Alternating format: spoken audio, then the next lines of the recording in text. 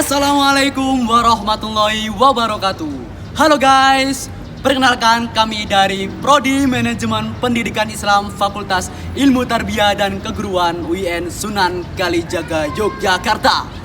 Di sini kami dari kelompok C2 akan membahas mengenai memikirkan kembali peran gender dalam mata kuliah Sosiologi Pendidikan. Nah, sebelum masuk ke materi, kami akan memperkenalkan terlebih dahulu kelompok C2 kami. Yang pertama ada Aunur Rohmah Fakia Mukhtar yang akan membahas mengenai teori sosiologis gender. Dan yang kedua ada Nailis Saadah, Lainatus Sofia, dan Khaled Hussein Abdurrahman. Mereka akan membahas mengenai pendidikan melalui lensa feminisme radikal. Dan yang ketiga, ada Nevitian Ayu Eka Putri dan Muhammad Saidun Nadif. Mereka akan membahas mengenai studi kasus. Dan yang keempat, ada Rizka Amalia Yasmin dan Lu'lu Nur Imamah. Mereka akan membahas mengenai maskulinitas. Dan yang kelima, ada Beta Agustina. Dia akan membahas mengenai suara perempuan, perspektif feminis tentang penelitian. Dan yang terakhir ada Zalfa Iza Anissa. Dia akan membahas mengenai wanita dan kebangkitan Arab. Penasaran? Simak video kami. Oke, next. Pada kesempatan kali ini, kami diberikan kesempatan untuk menyampaikan materi kelompok C2, yaitu bab 9 tentang memikirkan kembali peran gender. Pada bab ini akan menjelaskan secara sosiologis tentang peran gender dengan menggunakan perspektif teoritis, termasuk teori sosiologis feminis dan teori perdamaian dan konflik sebagai alternatif untuk membayangkan kembali tentang gender. Pada bab ini juga akan mengeksplor tentang sudut pandang feminis radikal terhadap perkembangan pendidikan bersejarah di Inggris. Dengan fokusnya adalah bagaimana anak perempuan dan perempuan muda yang telah mengalami sistem pendidikan. Di bab ini terdapat beberapa sub-sub bagian, yaitu ada teori sosiologi gender, pendidikan melalui lensa feminisme radikal. Itu nanti ada juga studi kasus, maskulinitas, suara perempuan, dan wanita dan kebangkitan Arab. Pada kali ini saya akan sedikit menyampaikan tentang teori sosiologis gender. Teori sosiologis gender feminis adalah pendekatan politik dan akademis untuk mempelajari tentang bagaimana masyarakat beroperasi dalam gender. Teori sosiologis feminis bertujuan untuk menghadapi kegagalan sosiologi klasik dalam mengeksplorasi isu gender dan bagaimana institusi sosial berfungsi. Mereka mengusulkan untuk menggeser fokus dari peran dan identitas perempuan dalam hubungannya dengan laki-laki ke pemahaman yang lebih luas tentang pengalaman dan wawasan perempuan dalam masyarakat. Dengan bekerja sama dengan berbagai disiplin akademis, teori sosiologi feminis juga berusaha memperluas wawasan tentang gender dan pendidikan, serta mengubah paradigma sosiologi klasik yang cenderung menciptakan gambaran penindasan dan dominasi. Para pemikir seperti Comte, Marx, Durkheim, dan Weber sering dianggap sebagai pendiri sosiologi klasik di dunia barat yang mengungkapkan ketidakseimbangan gender dalam produksi pengetahuan sosiologi.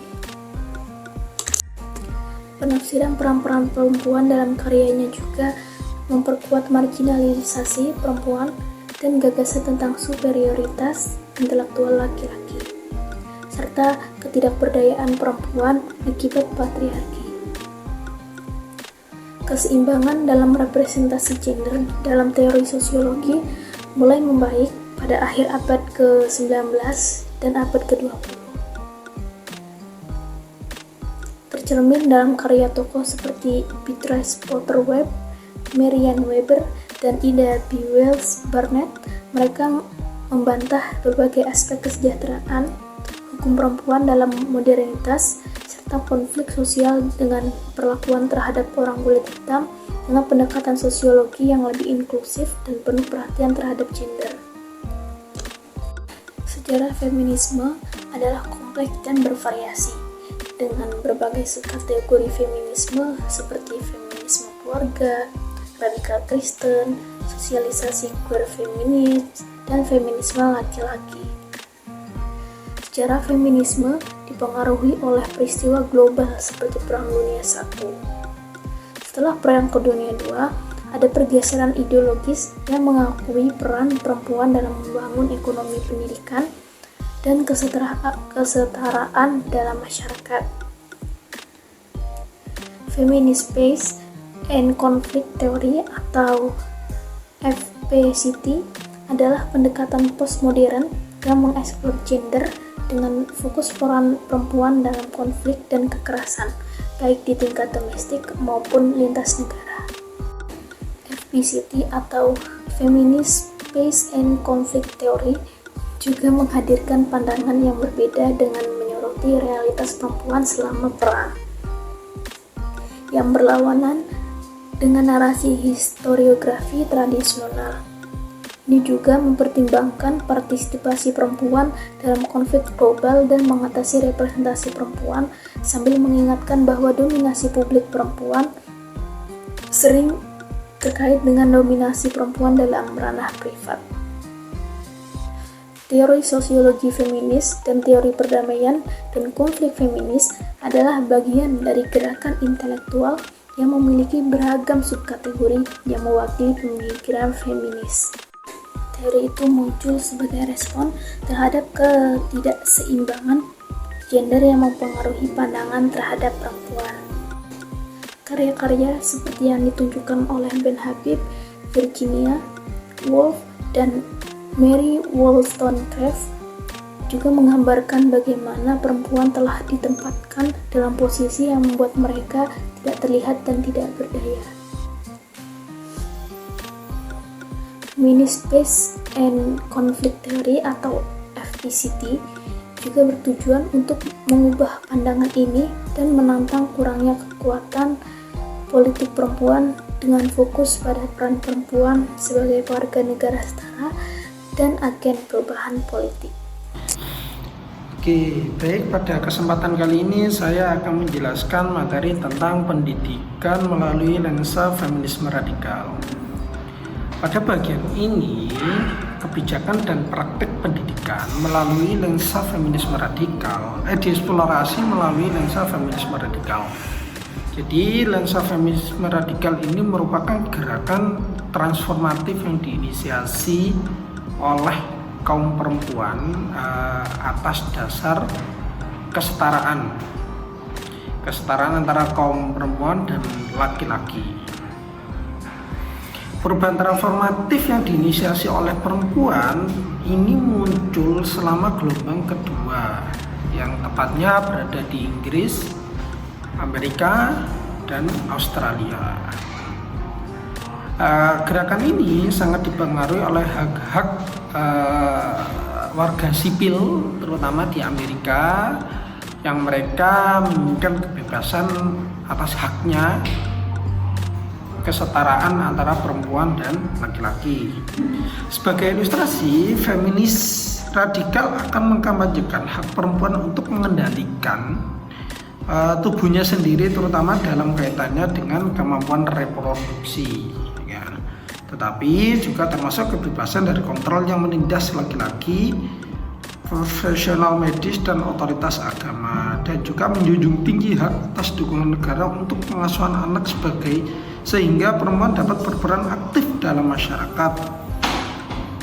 Jadi berdasarkan pemaparan barusan bahwasanya gerakan transformatif yang diusung perempuan ini merupakan gerakan kesetaraan gender antara kaum perempuan dan laki-laki, di mana tidak sepenuhnya perempuan itu selalu di bawah kaum laki-laki.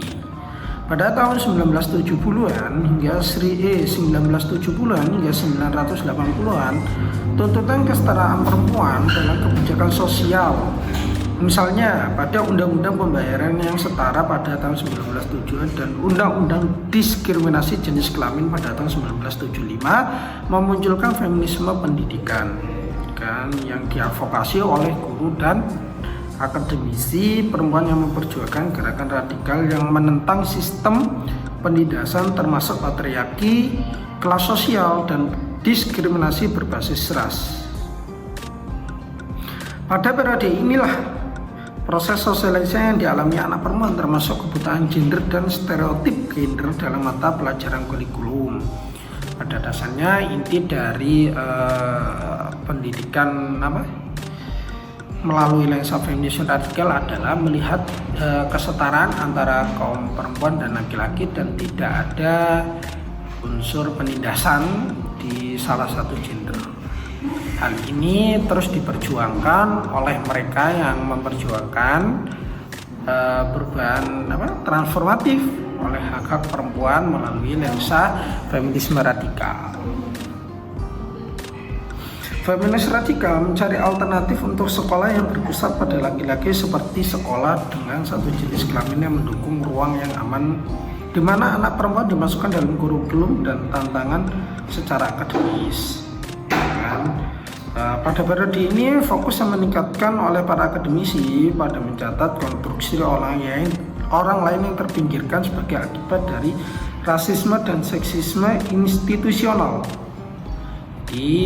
Bagaimana perempuan ini bisa mendapatkan hak layak pada dunia pendidikan, tidak mengalami pelecehan seksual, dan mendapatkan hak yang seharusnya mereka dapatkan.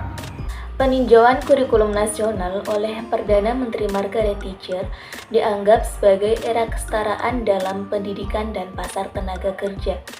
Era pendidikan baru yang bermotif politik ini mengartikulasikan bahwa visi masa depan sangat berorientasi pada teknologi global dan kompetitif, yang dimana anak perempuan dapat dan harus memiliki kinerja yang setara dengan anak laki-laki untuk menciptakan angkatan kerja yang fleksibel dan sangat terampil.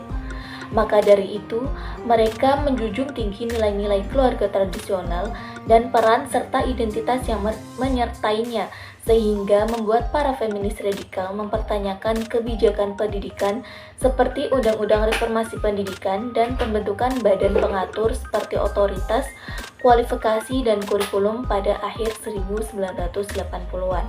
Dalam hal ini terdapat pergeseran yang jelas dari feminisme pendidikan ke manajerialisme yang tercermin dalam pembentukan budaya prestasi yang lebih didominasi oleh laki-laki dalam suatu tes maupun kompetisi.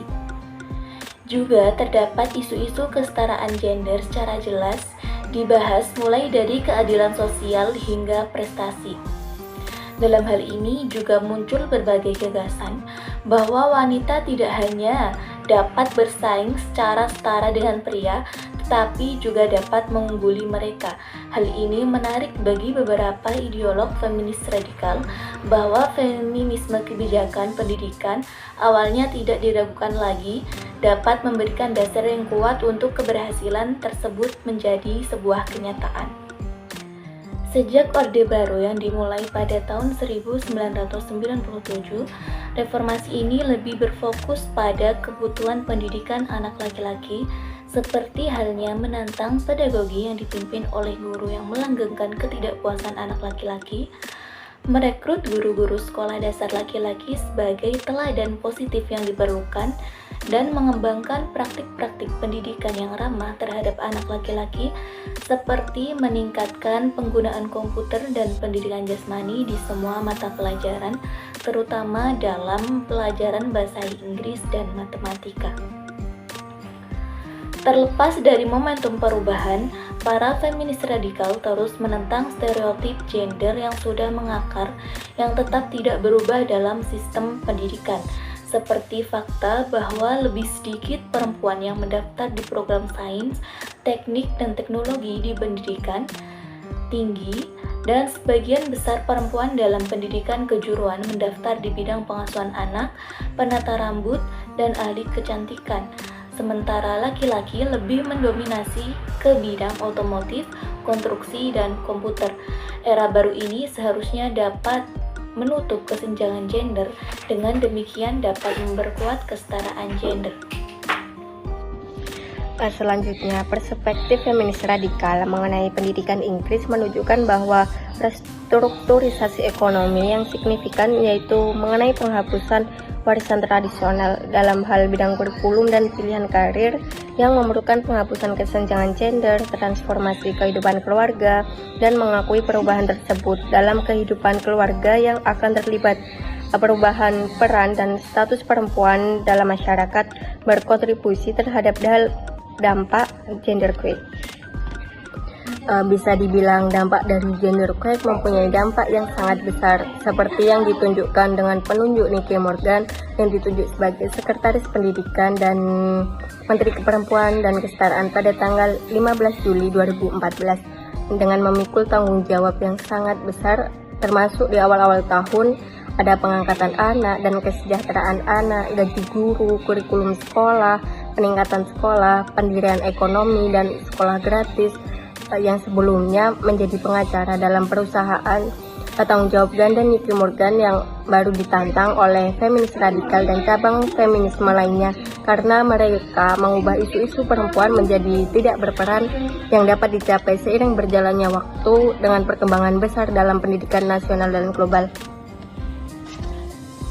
Penting untuk mengapresiasi peran gerakan feminis radikal sebagai katalis perubahan, meskipun pada awalnya terdapat keraguan dan kekhawatiran dari para feminis radikal atau konservatif.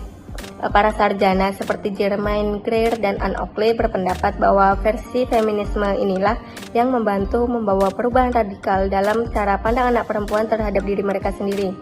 Oleh karena itu, mereka tidak lagi mengkonstruksi identitasnya dalam kaitannya dengan ranah domestik. Identitas perempuan pada gilirannya melibatkan gagasan interseksionalitas dengan persimpangan utama atau ras, kelas, etnis, dan bahkan agama yang mengarah pada pergeseran gagasan ideologi di mana perempuan terutama melihat diri mereka sebagai profesional karir dan kemudian sebagai ibu rumah tangga. Rangkaian perkembangan progresif ini membentuk dan memupuk rasa memiliki dan aktualisasi diri untuk mencapai tujuan akhir feminisme radikal, kebebasan dari patriarki. Oleh karena itu, kampanye tiada henti yang dilakukan oleh para feminis radikal untuk menegaskan bahwa era postmodern adalah waktu terbaik untuk menjadi seorang perempuan. Saya di sini akan menjelaskan tentang materi studi kasus. Langsung saja. Nah, dalam kuliah tentang aktivisme, ini lebih difokuskan pada isu-isu visibilitas, representasi, dan penampilan dalam aktivisme. Dalam konteks studi kasus ini, gender memiliki makna simbolis yang dapat dipertunjukkan di kegiatan sehari-hari. Nah, studi kasus di sini juga mengulas konsep tentang kisah perang atau membahas tentang kisah perang yang digunakan untuk membenarkan stereotip perempuan muslim, yang mana perempuan muslim tertindas dan perlu diselamatkan. Perang melawan teror di sini juga dibahas sebagai retorika yang membangun perempuan muslim sebagai korban yang harus diselamatkan dengan penekanan pada ketidakseimbangan dalam wacana gender. Penelitian menunjukkan bahwa stereotip ini tetap bertahan karena perempuan muslim menjadi salah satu peran utama dalam kepemimpinan atau aktivisme, sehingga sering sekali tidak terlihat. narasi tentang potensi transformasi perempuan muslim ini tidak terlihat dan kurang mendapatkan perhatian di arus utama, sehingga mereka ini sering terpinggirkan dalam konteks imperialisme budaya dan Islamofobia. Nah, di sini juga dijelaskan ada 3 aktivis perempuan muslim yang terkemuka. Salah satunya itu adalah Ala Salah. Ala Salah ini seorang aktivis politik Sudan. Pada April 2019, Ala Salah ini ditangkap oleh seorang fotografer lokal saat ia sedang berdiri di atap mobil di daerah Khartoum saat ia sedang menyanyikan lagu perlawanan dalam demonstrasi anti pemerintah. Dia ditangkap oleh seorang fotografer lokal itu tadi. Nah, gambaran ikonik ini justru memicu karya sebagai aktivis politik global dan menjadi simbol perempuan Sudan dalam aktivisme. Nah, mahasiswa arsitektur berusia 22 tahun ini atau Ala Salah ini memimpin salah satu dari banyaknya demonstrasi anti pemerintah nasional yang menuntut Presiden Omar al-Bashir untuk mundur. Justru hal tersebut juga menjadi viral, menjadi meme sosial untuk mewakili perempuan Sudan dan peran utama mereka dalam aktivisme sosial. Ala Salah ini memimpin demonstrasi menuntut pengunduran diri Presiden Omar al-Bashir. Ia mengenakan pakaian yang mengingatkan kepada generasi sebelumnya, generasi wanita Sudan yang melawan kediktatoran militer, sehingga ia ini dijuluki sebagai Kandaka atau gelar kehormatan yang diberikan Ratu Nubia di Sudan kuno. Nah, sebelum hal ini menjadi viral, Ala Salah ini sudah menjadi kritikus yang belak-belakan. Ala Salah ini sudah menjadi kritikus yang belak-belakan terhadap penindas yang dimainkan oleh pemerintahan Sudan. Ala Salah ini juga menanggapi ancaman-ancaman pembunuhan dengan mengatakan peluru ini tidak membunuh. Apa yang membunuh? Yang membunuh adalah keheningan orang. Yang dikatakan Ala Salah ini perlu tidak membunuh. Apa yang membunuh adalah keheningan orang. Itu yang dikatakan.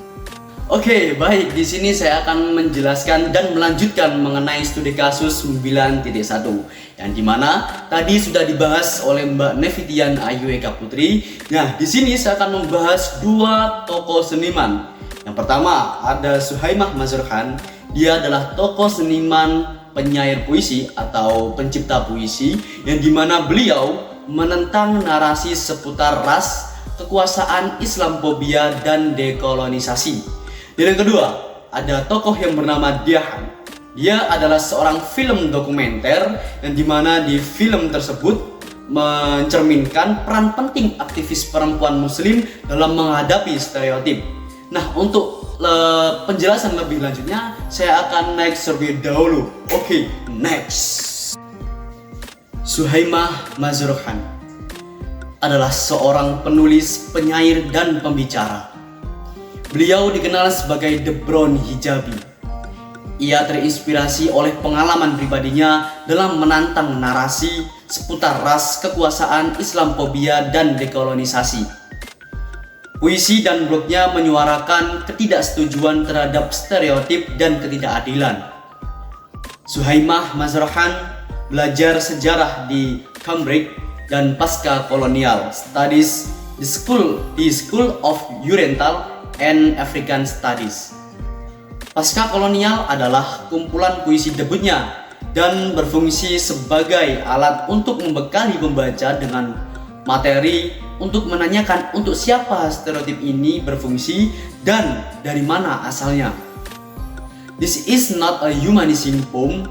Ini bukan puisi yang memanusiakan, yang awalnya dibawakan pada final Rondos Poetry Slam tahun 2017, lalu menjadi viral mengungkapkan kekesalan seorang Suhaimah ketika disinggung mengenai Islamofobia. Nah, di sini saya akan sedikit membacakan mengenai isi dari puisi dari Mazharhan ini pada saat dia final di Rondos 2017 kemarin, yang berjudul "Ini Bukan Puisi Yang Memanusiakan".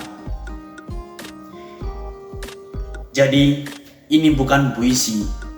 Muslim itu seperti kita. Saya menolak untuk bersikap terhormat, alih-alih. Cintai kami saat kami sedang malas. Cintai kami saat kami miskin. Cintailah kami membelakangi secara di kawasan dewan tertekan tidak mandi dan menangis. Cintai kami setinggi-tingginya seperti layang-layang. Pengangguran suka bersenang-senang, membuang waktu gagal di sekolah. Mencintai kami dengan cara yang kotor, tanpa warna paspor yang tepat, tanpa bahasa Inggris yang terdengar dengan tepat. Cintai kami dengan diam, meminta maaf, berbelanja di Paulan, bolos sekolah, tunawisma, tidak yakin terkadang kasar. Cintai kami saat kami bukan atlet, saat kami tidak membuat kue, ketika kami tidak menawarkan rumah kami atau naik taksi gratis setelah acara. Saat kita malang, ingin bunuh diri dan tidak memberikan kontribusi apapun. Cintai kami kalau begitu. Nah, kurang lebih seperti itu isi dari puisi dari seorang Mazharhan. Nah, Mazharhan menulis bahwa dia termotivasi untuk menginterogasi narasi seputar ras dan hubungan kekuasaan yang mengganggu, khususnya dalam kaitannya dengan Islamofobia, rasisme, dan dekolonisasi. Nah, selanjutnya saya akan menjelaskan mengenai tokoh dari film dokumenter, yaitu sosoknya Diahan. Diahan adalah seorang pembuat film dokumenter, penghargaan yang juga mendirikan majalah digital Sisterhood yang memajang karya dan suara wanita peninggalan Muslim global. Film-film dokumenternya mencakup isu-isu seperti pembunuhan demi kehormatan, radikalisasi, supremasi kulit putih, dan rasisme, yang mendalami aspek-aspek kompleks dari identitas dan perlawanan.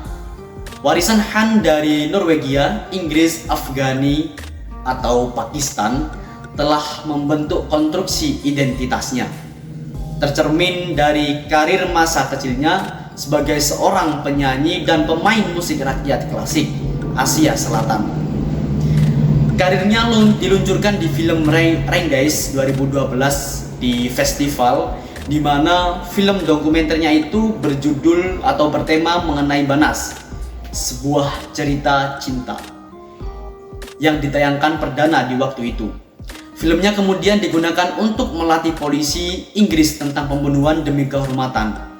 Nah, pada saat tahun 2015, film dokumenter yang keduanya yang bertema mengenai jihad, yaitu Kisah Yang Lain, yang menceritakan investigasi 2 tahun atas pengalaman seorang laki-laki dan perempuan muda yang tertarik pada radikalisasi. Nah, tema yang dominan meliputi ketersaingan di tema yang tadi. Pada tahun 2017, Han memproduksi Kanan Putih atau tema yang bertema Kanan Putih. yaitu bertemu dengan musuh. Yang menangkap narasi neo-Nazi yang tumbuh di dalam negeri dan supremasi kulit putih. Itu dokumenter mencoba menggunakan keterampilan lunak untuk memahami apa yang memotivasi kebencian ras dan ideologi kekerasan. Nah, kasus-kasus ini mencerminkan peran penting aktivis perempuan muslim dalam menghadapi stereotip, menciptakan perubahan sosial, dan memberikan suara pada isu-isu yang sering diabaikan. Nah, ini adalah contoh nyata dari bagaimana visibilitas, representasi, dan penampilan dapat digunakan untuk meruntuhkan stereotip dan menginspirasi perubahan dalam masyarakat sekitar. Nah, itu adalah sedikit pembahasan mengenai dua tokoh seniman, yaitu ada Mazrhan dan juga Diahan. Mungkin itu saja dari saya. Sekian, terima kasih. Saya akan lanjutkan ke sebelah saya. Oke, next. Kali ini saya akan mempresentasikan tentang maskulinitas. Jadi sebelum kita masuk dalam pembahasan maskulinitas, kita harus mengetahui terlebih dahulu apa itu definisi dari maskulin. Barker dalam Nasir 2007 menyebutkan atau mengatakan bahwa maskulin itu sebuah bentuk konstruksi kelelakian terhadap laki-laki. Jadi laki-laki tidak dilahirkan begitu saja dengan sifat maskulinnya secara alami, tetapi sifat maskulin itu terbentuk dari kebudayaannya. Entah itu perempuan atau laki-laki, sifat kemaskulinannya itu terbentuk dari sebuah kebudayaan. Lalu sifat maskulin berbeda dengan jenis kelamin.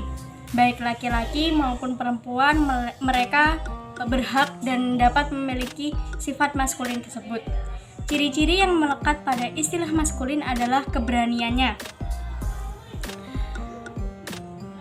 kemandirian, dan juga ketegasan. Adapun ciri-ciri ini bervariasi dan dipengaruhi oleh faktor sosial dan juga budayanya. Akademisi dalam berbagai disiplin ilmu, termasuk antropologi, teori budaya, psikologi, dan politik, akan berpendapat bahwa maskulinitas terdiri dari banyak maskulinitas. Dengan kata lain, ada banyak bentuk kreatif dan ekspresi identitas gender ini, termasuk menjadi maskulin yang mengacu pada proses mengadopsi identitas gender yang jantan secara aman atau maskulin dalam orientasi. Sebagai ilustrasinya, maskulinitas terhadap kulit hitam dan juga maskulinitas terhadap gayanya. Dari kedua itu adalah bentuk contoh kontemporer dari beragam yang ada pada masyarakat. Penting untuk ditandai pada awal diskusi ini perbedaan antara maskulinitas itu sendiri dan juga gender. Dalam maskulinitas itu adalah derajat atau luasnya menjadi maskulin atau seperti laki-laki, sementara gender disibukkan dengan menjadi ditugaskan yang berarti untuk menetapkan jenis kelamin atau untuk menimbulkan. Istilah maskulinitas ini tersendiri tertanam dalam sosial, politik, budaya, sejarah dan lokasi geografis dan juga periode waktu. Menambahkan kompleksitas lebih lanjut untuk proses menemukan definisi dari maskulinitas itu tersendiri. Maskulinitas ini sendiri juga berbentuk plural dan juga dinamis. Dari perspektif psikologis, peneliti berpendapat bahwa anak laki-laki disosialisasikan dalam berbagai cita-cita budaya maskulinitas dari dunia olahraga, media, budaya populer, dan juga budaya sekolah. Akibatnya, jangkauan pengaruh yang kompleks ini dapat membatasi dampak dan ekspresi emosional dan kapasitas mereka untuk merespon atau mengakui perasaannya. Dari perspektif sosiologis, maskulinitas dapat dipahami dalam hal kualitas atau atribut yang dianggap berasal dari laki-laki. Misalnya, berotot. Nah, itu termasuk dari fisiknya ya. Penelitian menunjukkan bahwa bahkan sejak usia 4 tahun, anak laki-laki sudah menyadari dan tertarik pada otot mereka. Lalu pada usia 8 tahun, kesadaran ini meningkat. dan terbukti dalam diskusi tentang perilaku pembentukan otot seperti diet, minat dalam ikon dalam budaya populer yang sangat berotot, dan bermain peran dalam olahraga atau permainan yang membutuhkan kekuatan fisik itu sendiri. Penelitian ini menunjukkan bahwa sosialisasi, budaya gender, dan interaksi sosial merupakan faktor kunci dan faktor utama dalam konstruksi maskulinitas itu sendiri. Adapun peran yang kuat dalam hal ini yaitu media, karena di sini media tidak bisa diremehkan dalam hal memproyeksikan dan memelihara ide-ide maskulinitas yang diinternalisasikan dan menjadi norma dalam semalam. Sebuah contoh dari karakterisasi yang didorong secara sosiologis tentang apa artinya menjadi maskulin dapat ditemukan di serial kultus Amerika Breaking Bad and Sons of Anarchy. Nah, di Breaking Bad ini menceritakan kisah Walter White, seorang guru kimia SMA dengan gelar PhD diperankan oleh Bryan Cranston yang rusak, memutuskan untuk membuat perubahan dramatis dalam hidupnya dengan meninggalkan profesinya untuk memproduksi dan akhirnya melalui metamfetamin kristal di New Mexico. Sebuah aspek kunci dalam alur ceritanya adalah bahwa Walt adalah pria yang setia pada keluarganya, dibuktikan dengan dia berbakti kepada istrinya yang sedang hamil bernama Skyler dan juga putra remajanya yang bernama Walt Jr. yang menderita cerebral palsy. Seri kultus ini telah memenangkan pujian kritis seperti yang ditunjukkan oleh popularitas global, dan caranya bahwa episode arsip ditandai di forum diskusi sosiologi online dieksplorasi maskulinitas, penyimpangan, kejahatan, keluarga, dan juga kelas. Pada intinya, maskulin ini berbeda dengan jenis kelamin. Maskulin ini merupakan sifat kelelakian yang bisa dimiliki laki-laki, bahkan perempuan, yang terbentuk karena faktor di lingkungan sekitarnya. Maskulin ini identik dengan keberanian, tanggung jawab, kemudian ketegasan, dan banyak hal lain. Kemudian di lingkungan kita, kejahatan, kekerasan, dan kondisi kehidupan keluarga yang terganggu juga sering dikaitkan dengan maskulinitas. Dan maskulinitas ini menjadi fokus utama dalam konteks wacana akademik. Berbagai wacana akademis dan sosial seringkali membahas dan menganalisis tentang maskulinitas ini, yang mungkin maskulinitas yang kita ketahui sekarang memicu masalah seperti kekerasan, kejahatan, atau ketidakseimbangan dalam kehidupan keluarga. Upaya membahas maskulinitas dalam lingkungan sosial dan pendidikan juga bertujuan untuk memberi pemahaman yang lebih baik tentang maskulinitas agar tidak mengarah pada hal yang negatif. Di samping itu, pengaruh media juga sangat besar terhadap maskulinitas ini. Representasi maskulinitas dalam media bisa mencakup citra pria sebagai sosok yang kuat, dominan, dan agresif yang dapat memunculkan kesalahpahaman tentang maskulinitas di lingkungan sosial dan mendorong citra seorang laki-laki terlibat dalam kejahatan atau kekerasan sebagai contoh untuk menjadi maskulin yang kemudian berpengaruh terhadap pandangan masyarakat tentang maskulinitas. Selain itu, media juga sering menampilkan situasi kejahatan termasuk pelecehan seksual dan kekerasan lain yang melibatkan laki-laki. Hal ini dapat mempengaruhi persepsi masyarakat tentang kekerasan dalam hubungan dan identik dengan kesalahan laki-laki. Selain itu, media juga mencerminkan tentang peran laki-laki dalam keluarga dan hubungan. Contohnya, pria sebagai tulang punggung ekonomi, kemudian laki-laki itu penentu utama dalam pengambilan keputusan dan lebih dominan daripada perempuan. Ini juga dapat mengganggu dinamika keluarga dan menciptakan ketegangan dalam hubungan. Laki-laki juga berusaha untuk menjadi panutan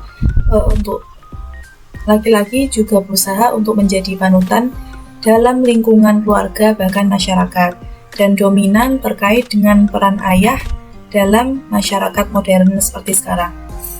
Konsep tentang pencitraan ulang gender dan maskulinitas yang memberdayakan, hal ini juga relevan secara global dalam pemahaman bagaimana budaya dan sosial mempengaruhi konstruksi identitas gender.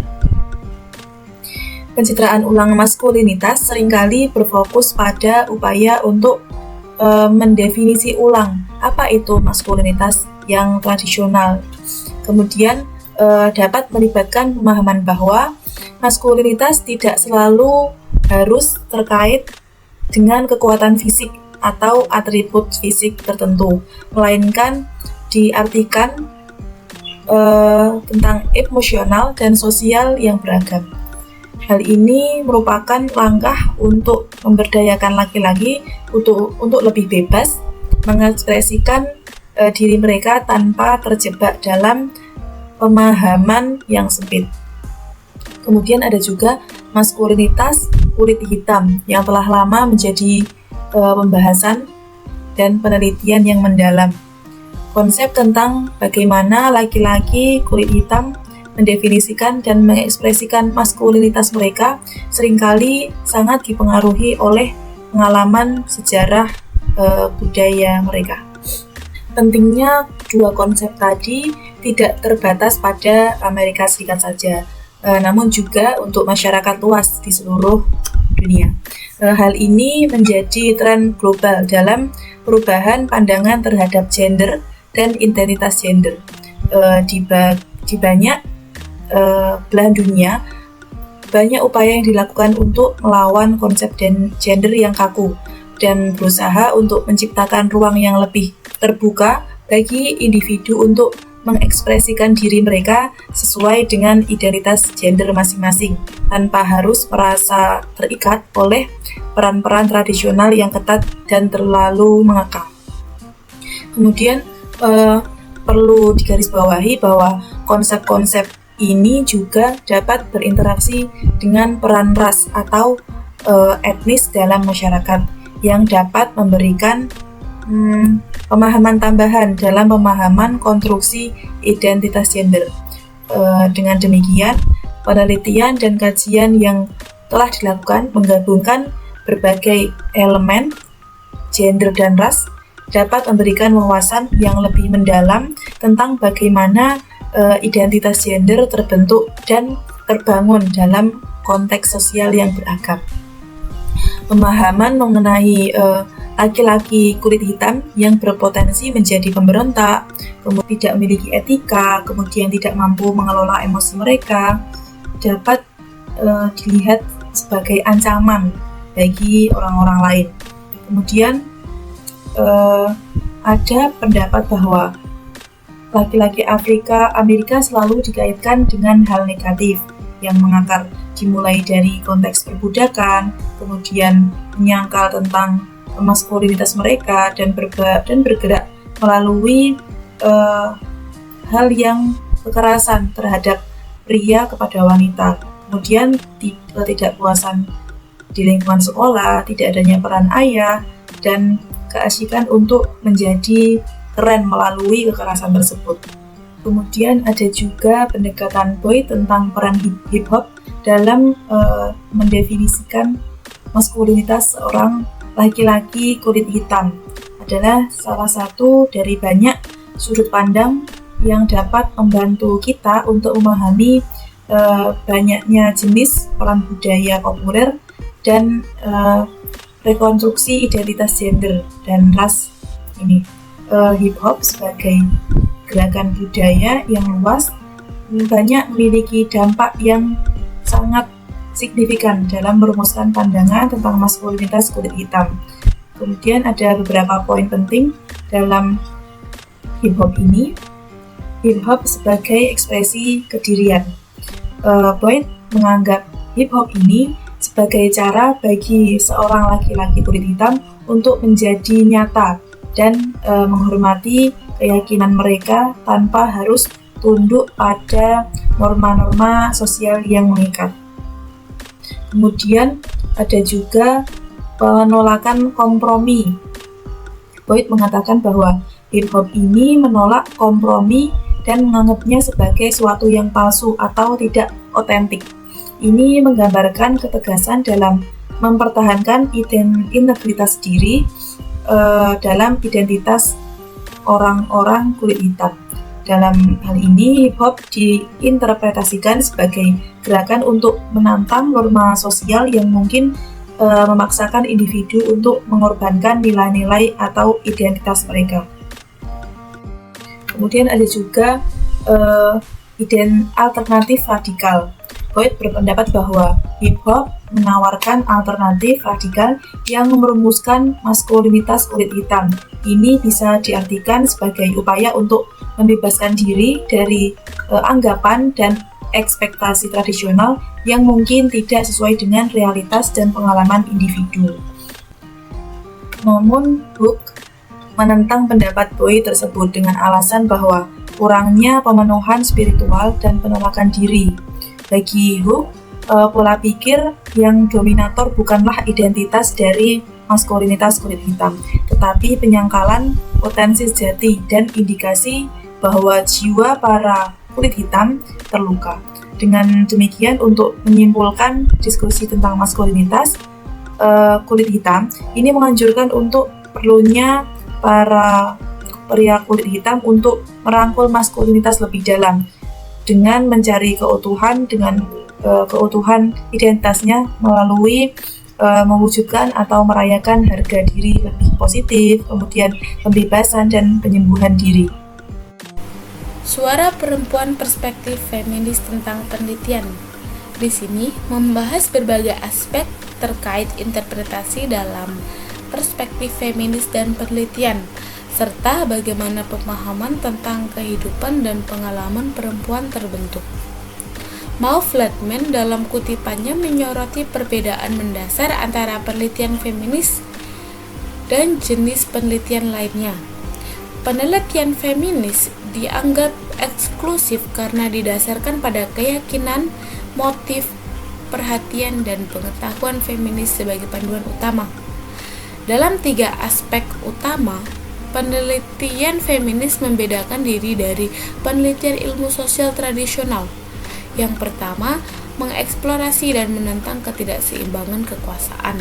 Yang kedua, memiliki tujuan politis untuk mengurangi kesenjangan sosial.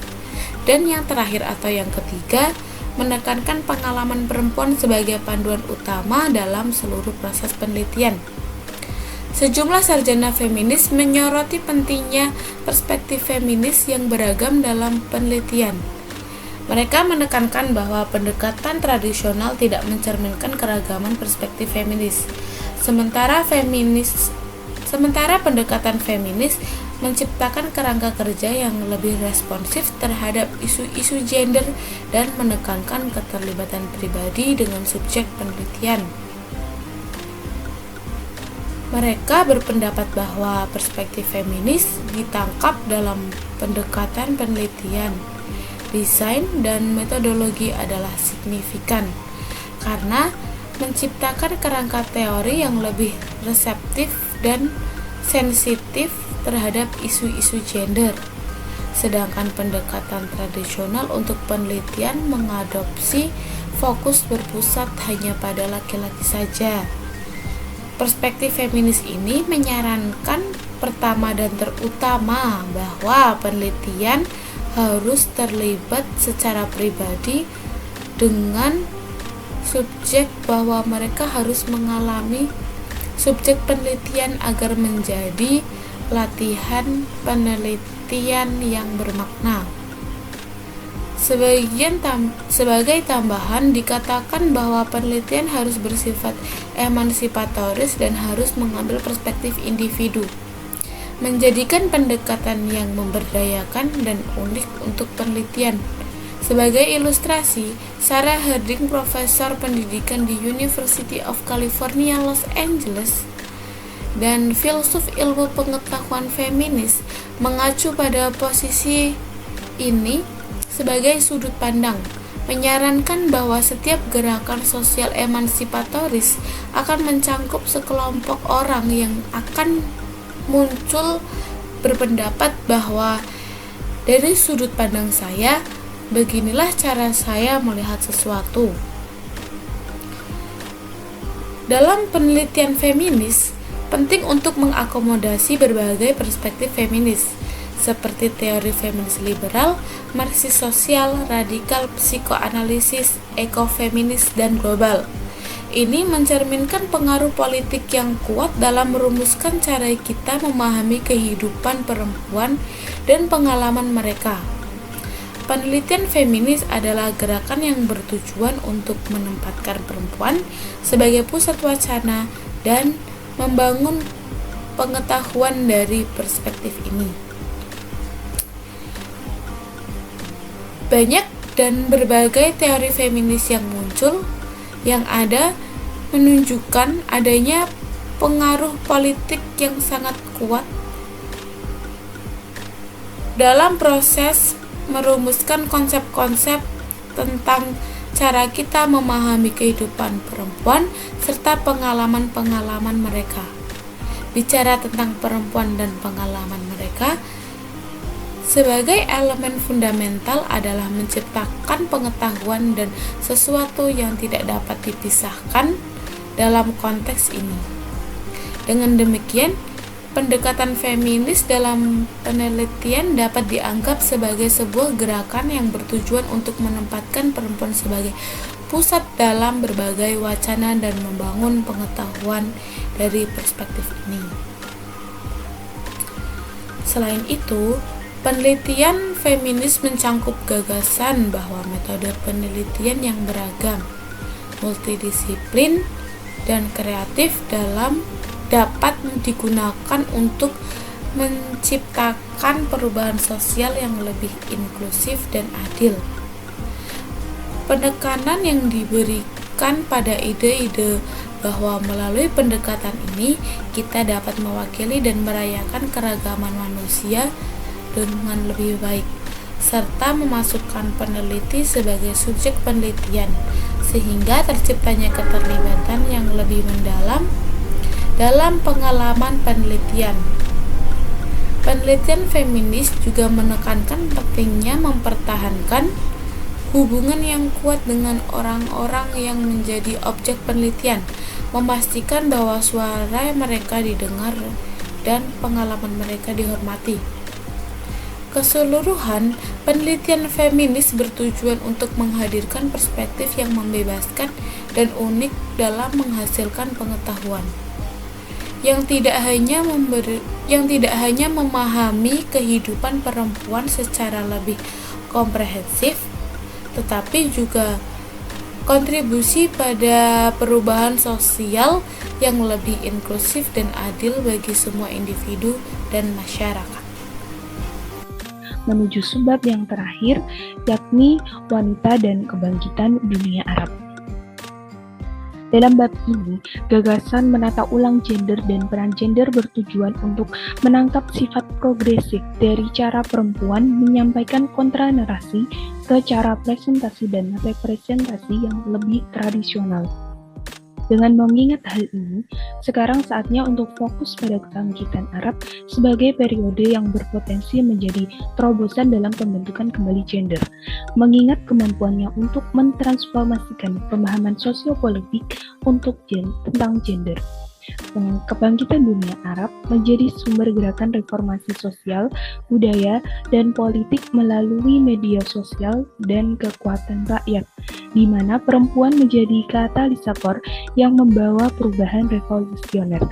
Oleh karena itu, ini merupakan momen yang sangat penting, yang efek dominonya masih terasa hingga saat ini.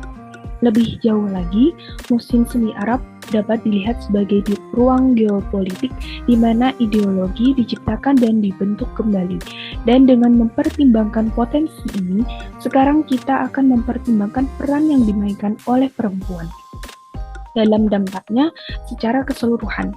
Nah, kebangkitan dunia Arab dimulai pada tahun 2011.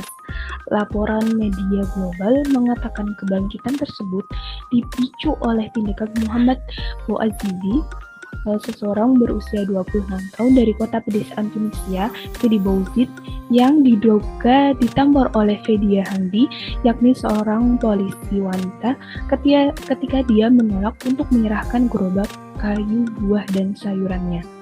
Dilaporkan bahwa Bouazizi tidak memiliki izin untuk menjual barang, dan perilaku polwan tersebut merupakan tindakan kekerasan, penghinaan di depan umum, dan keputusasaan dalam usahanya untuk bekerja untuk menghidupi keluarganya, menyebabkan Bouazizi mengaku dirinya sendiri terbakar di depan gedung pemerintah sebagai aksi protes yang ekstrim. Nah, laporan-laporan berita mengenai insiden tersebut menggambarkan sebuah adegan di mana masyarakat biasa yang berjuang untuk mencari nafkah menghadapi simbol-simbol rezim yang tidak adil, otoriter, dan korup yang memiliki konsekuensi luas di seluruh Tunisia.